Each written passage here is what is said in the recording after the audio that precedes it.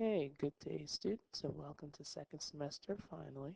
For today's class you will need the syllabus, which is a yellow packet, white sheets from the front desk, which is the drill to refresh our memory on substitution, and a calculator, if so desired, and pencil. So students were able to pick their seats, but I told them not to get comfortable because I know them after having for a semester. So once we went over the syllabus, which was very similar to first semester, only difference is we're having homework each and every night, be it going with substitution or elimination, quadratics, or inequalities, or we're going to have something dealing with concepts that we touched on last semester, which is linear equations, solving equations, either for one variable or for two, creating a line either by hand or through a calculator, and just simply refreshing those skills so once they leave integrated topics, they'll be able to handle everything in Algebra 2. So after we talked about what our expectations are in the class, make sure you do homework assignments, turn them in on time. The only way you can get some idea of where you are is so you can turn the assignments in on time. Based on the last couple homework assignments that I received and also based on what happened during midterms, I took upon myself to basically refresh a lot of the concepts that we had last semester. So to continue on, here was a couple things with the drill. So we just talked about how to solve using the substitution method. So remember, when you're substituting, one's coming in while one's coming out, just like in a game. So for problem number 1, we have y equals x minus 3, y plus x equals 1. And what we have for that first equation is telling me what y equals. Y is going to equal x minus 3. So that means that x minus 3 is actually going to go in for the game for y. So when y comes out, that x minus 3 goes in. So I bring the x minus 3, bring down my plus x equals 1. So now we're basically solving for x. Since my x's are on the same side of the equal sign, I just simply combine them. So I have x plus x, there's where 2x came from. Then I bring down my minus 3, and I bring down my equals 1. So now we're going to solve. We want to get our x's, or we want to get our variables alone on one side of the equal sign. So that means that minus 3, I need to move that to the other side. In order for me to do it, I have to do the opposite of its original sign. Originally it was a minus 3, so that means I need to add 3 on both sides. So as a result, I have 2x equals 4. So if 2x equals 4, what does x equal? Hopefully say x equals 2. Now most students will stop here, but what's wrong? We started out with two variables, x and y. We found out what x is. Now we got to go back and find out what y is. So if you notice, one of the two original equations, we started out with y equals x minus 3. If I plug this 2 in for the x in that equation,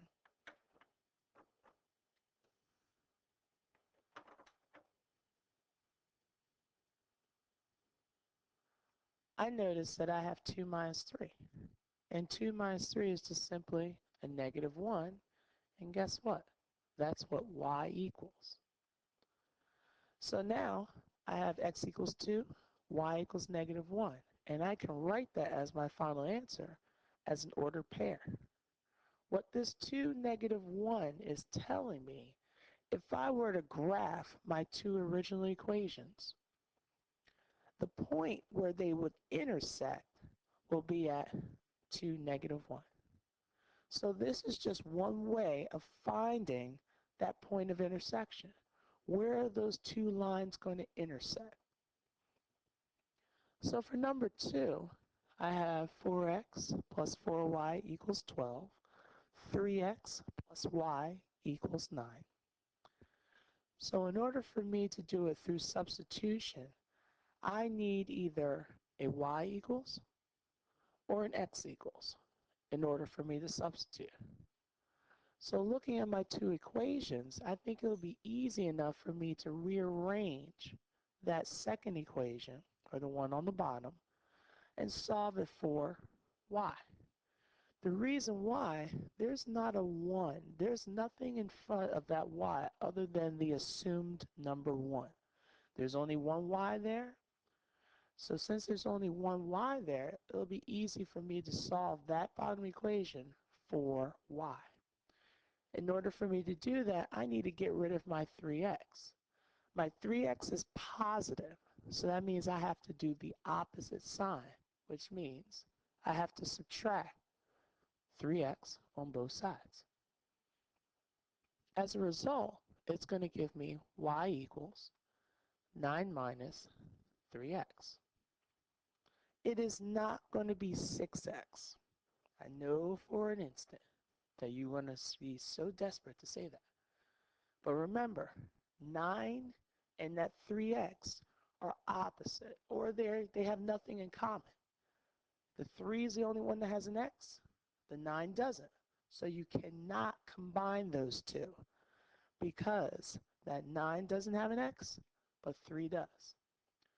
So I can take this 9 minus 3x, and I can substitute it in for y in the first equation. So again, y is coming out of the game. 9 minus 3x is going in. So for instance, I have 4x plus 4, and I'm going to put in that 9 minus 3x, and that's going to equal 12.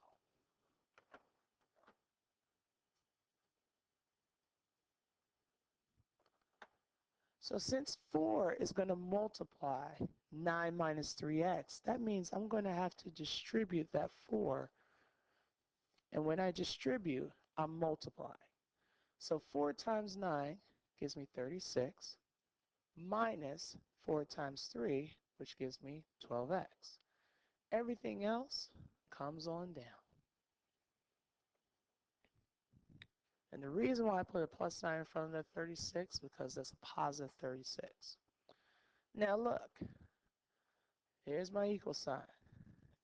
It's almost like there's a wall going down with that equal sign. But I have like terms on one side of the equation. I have 4x minus 12x, which gives me a negative 8x. Bring down my plus 36 equals 12. So I want to get my x's by itself. This is when it comes down to that whole solving for a variable. So if I want to solve for x, I'm going to leave my x right where it is because I don't have any more x's that's in the equation. So what needs to go is this positive 36. So that means I have to subtract 36. So then I have a negative 8x, sorry. And that's going to equal a negative 24. So if a negative 8x equals 24, that means x equals 3.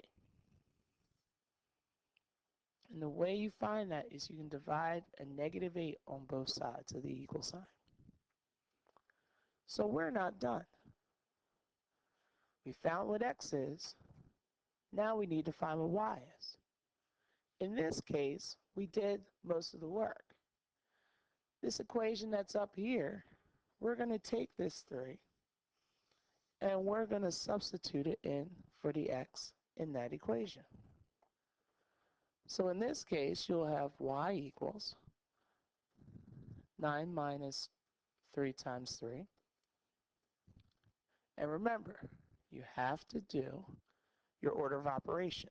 Please excuse my dear Aunt Sally. P for the please stand for parentheses. Excuse stands for exponents. My stands for multiplication. Dear, division. Aunt, addition. And Sally, subtraction. So now, we don't have too many parentheses. Yeah, we have multiplication, but there's only one thing inside that parenthesis, so we don't have to worry too much about that. We don't have exponents because nothing's being raised to the second, third, fourth, or fifth power, or so on. But we do have multiplication. So with the multiplication, we have this 3 times 3, which gives me a 9. There's a minus sign that's in between it. So that means y equals 0. So now I found x is 3, y is 0, which means my point of intersection for problem number 2 is 3, 0. Now remember, when you do the order pairs, it's your x value, comma, then your y value. The same from what happened here. It's your x value, comma, your y value. Okay? So going to number 3 and 4. Again, we're doing substitution.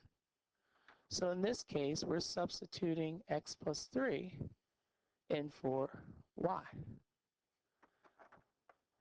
So now you have 3 parentheses plus x equals 5.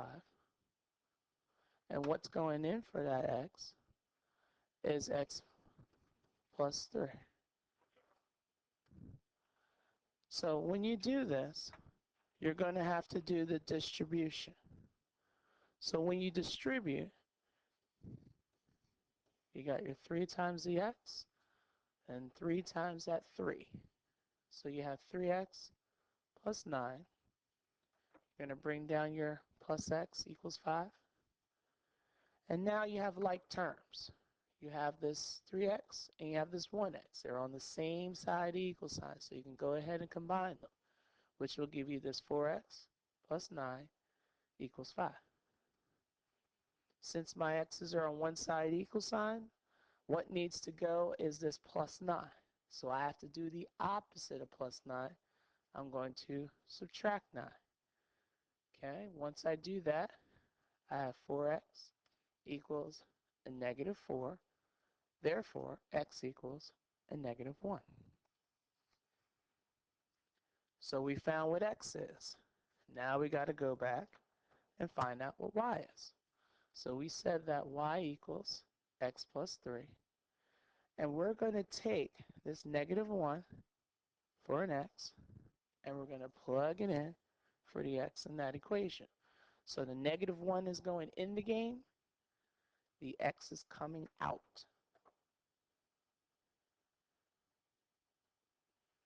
So now we have negative 1 plus 3. So negative 1 plus 3 is y equals 2. So my point of intersection is going to be negative 1, 2. Because remember, here's your x value, then your y value. All right? So if you want to stop it and give problem number 4 a try, go ahead and do that. But you're probably not going to, so we're just going to do it. So we're going to plug in 11 minus 4x for y. Then we have, I'll do the black, 8x plus 2 parenthesis. I'm going to put in my 11 minus 4x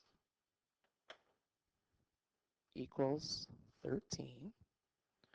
Then we're going to distribute. So we're distributing here. You're multiplying the 2 to everything inside the parenthesis. So you have 22 minus 8x. Bring down your 8x here, and that's going to be positive, equals 13. We have our x's on the same side of the equal sign. So we have a positive 8x and we have a negative 8x. So think of it this way. You have $8, then you spend $8. How much money do you have? 0. So we have our 0 plus 22 equals our 13. Anything added to 0 is going to be that number, which gives me 22, equals 13. So now, ask yourself a question. Can 22 equal 13? That is a negative. No way. Okay? 22 can't be the same as 13. It's almost like a 22-year-old trying to be 13. It's not going to happen. Or 13 be trying to be 22. Definitely not going to happen. Okay? So since this is not a true statement, if you recall, we would say this will be a no solution because 22 can't equal 13. It's a false statement. If it's a no solution, what kind of lines would give us a graph of a no solution? Hopefully you remember, lines that don't intersect are called parallel lines. And the one thing about parallel lines, besides them not intersecting, besides they keep going over and over in both directions, is because they have the same slope. So if I were to solve both of these equations in our slope-intercept form, I should have the same exact slope. So for this second equation here, which is in slope-intercept form, my slope is actually going to be a -4. So that means if I solve that top equation, I should have the same exact slope, which is a -4. Okay? So that's just a brief review, I want to say, of substitution. This day was basically a short day because we had a 2-hour delay in start of school because of snow. But I was just really happy that we were able to start school because I don't want to be here till July. Okay. So what we did was we talked over our syllabus, went over some problems from the midterm, which I can't show because it is a censored item. But I was able to pull a couple of questions that was missed by a lot of students from first semester. So I talked to them about that. And then after we did that, I just told them to enjoy the rest of that day because that was the one and only day they did not have homework. So as I make a statement before, we have a homework each and every night. So from this point on, give it a practice. If you're still unsure about some things, look onto the website and take a look at Purple Math and a couple other additional websites that has been added onto the website. All right? I just like saying the word website. So it's just give it a little practice. And again, if you need any assistance, myself and Ms. Cabanel are available during Wildcat Hour. First lunch on Tuesday, Wednesday, Thursday. Friday, Ms. Cabanel will be in my room in C107, and I will be in the media center, but I'm more than willing to help students during that time.